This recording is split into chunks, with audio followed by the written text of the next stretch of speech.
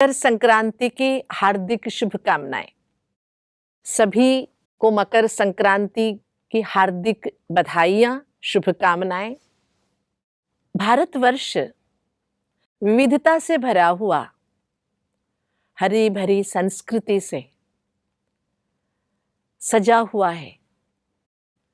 सदियों से परंपरागत बहुत सारी मान्यताएं और उस मान्यता के चलते बहुत सारे त्योहार भारत में मनाए जाते।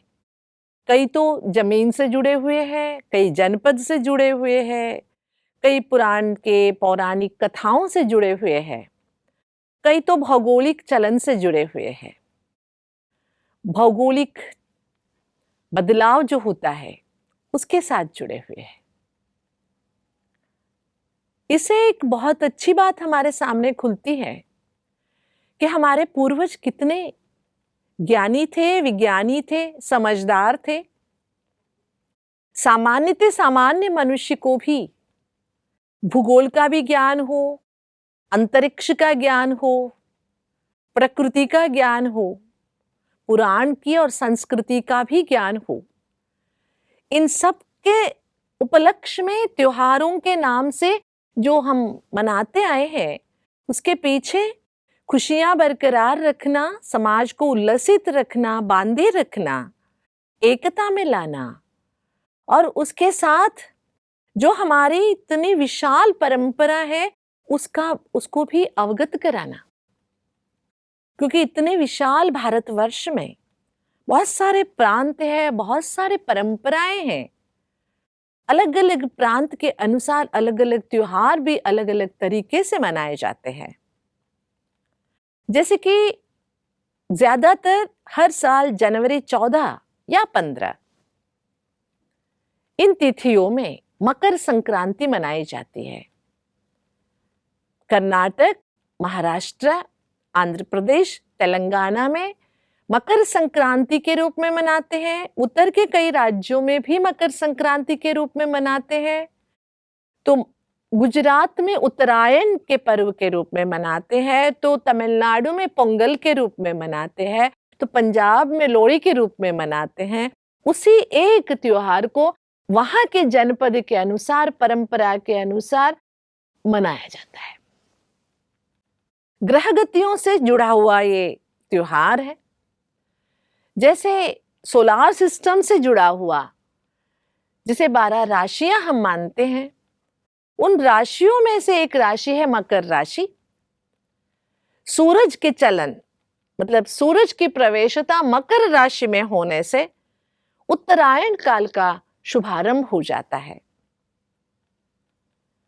तो उसी घड़ी को जब सूरज मकर राशि में प्रवेश करते, उसी को संक्रांति का पावन पर्व, शुभ मुहूर्त मनाते हैं।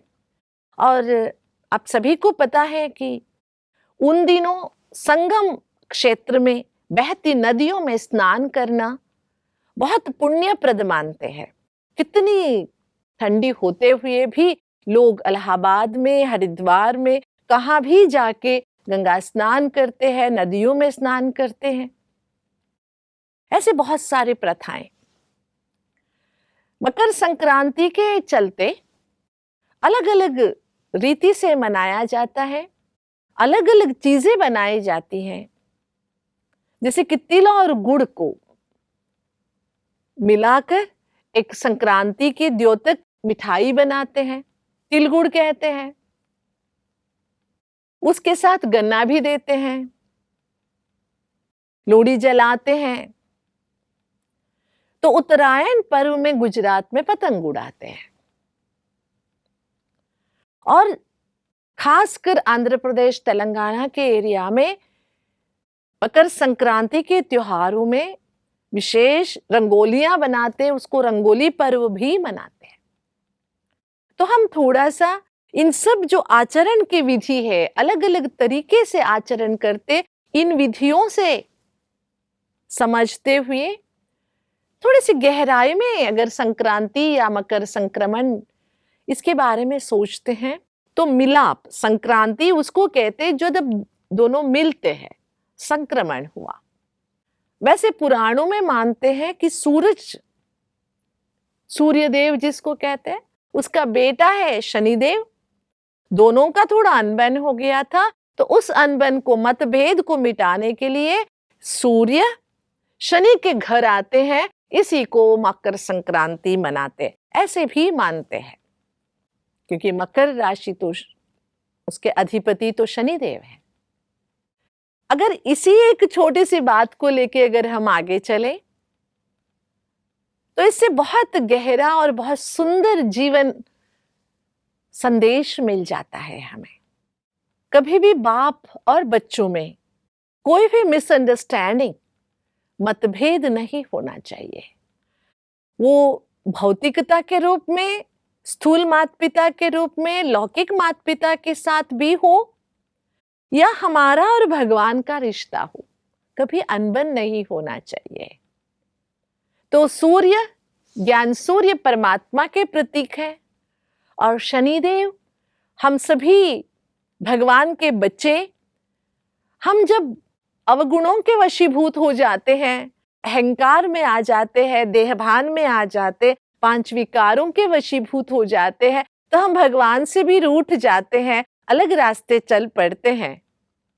तो बिगड़ा हुआ आपसी संबंध, समझ की कमी को दूर करने के लिए स्वयं ज्ञान सूर्य परमात्मा हम बच्चों के घर आ जाते हैं, जिसको हम धरती कहते हैं, जहां पर हम मनुष्यात्मा के रूप में रह रहे हैं।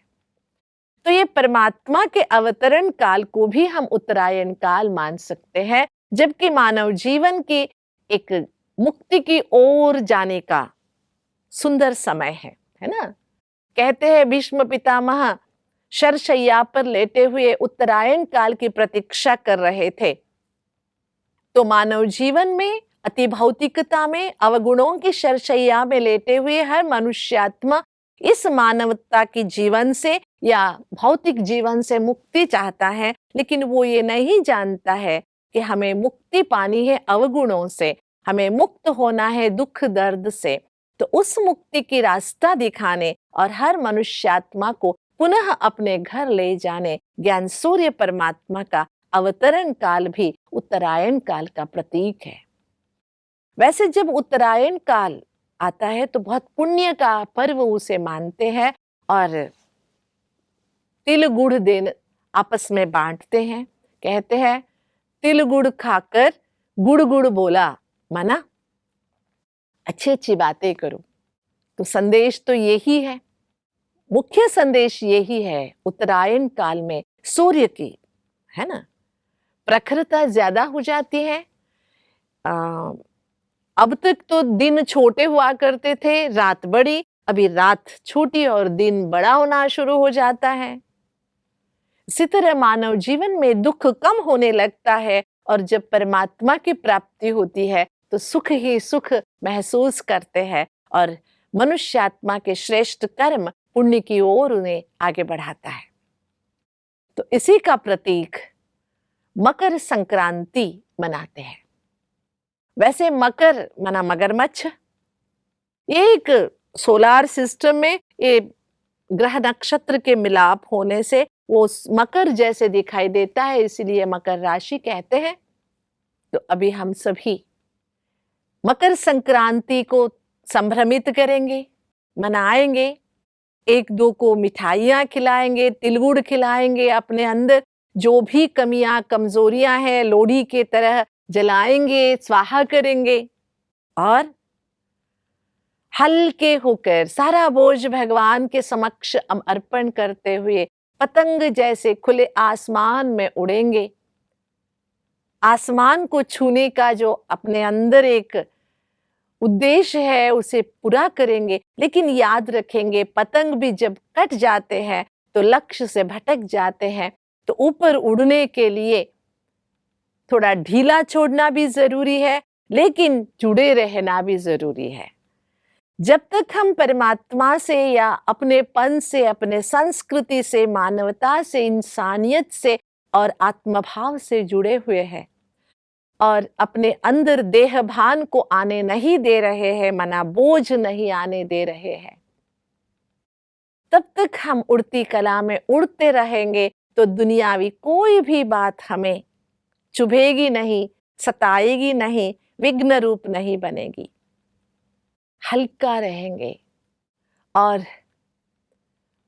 उसके लिए ये जो त्योहार अलग अलग तरीके से मनाते हैं और उन दिनों पुण्य स्नान करना ज्यादा पुण्यप्रद मानते हैं, तो हम भी रोज ज्ञान स्नान करने का संकल्प करेंगे, जिससे आत्मा के क्लेश मिट जाएंगे, आत्मा स्वच्छ हो जाएगी। जितना आत्मा स्वच्छ होती जाएगी, खुशियों से भरती जाएगी, उतना हम भगवान के नजदीक जाने के लिए उड़ सकेंगे। आत्मा बोझ तले सिमट गई है, उसका कारण है आत्मा ने अपने सिर पर बहुत सारे पाप कर्मों का बोझ लिए आगे जीवन बिताने का प्रयास कर रही है। उससे छूटने के लिए क्या करेंगे?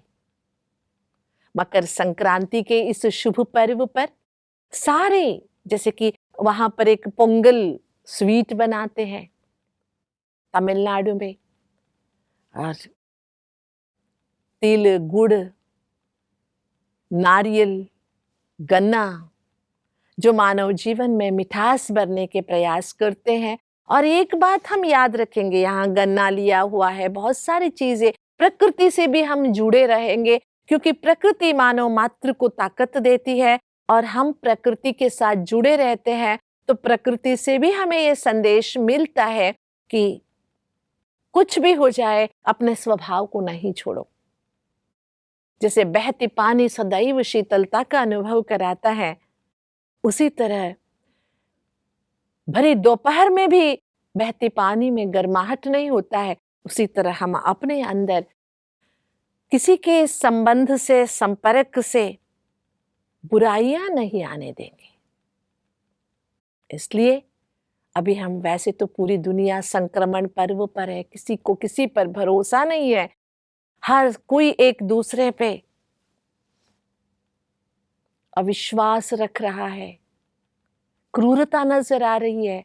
उन सब से दूर होने के लिए अपने और अंदर झांक कर मकर संक्रांति को मनाते हुए, आपसी संबंध को सुधारते हुए संतोष भरा जीवन व्यतीत करने का संकल्प करेंगे। शुभ बधाई, तिल गुड़ खावा और गुड़ गुड़ बोला। ठीक है? ओम शांति।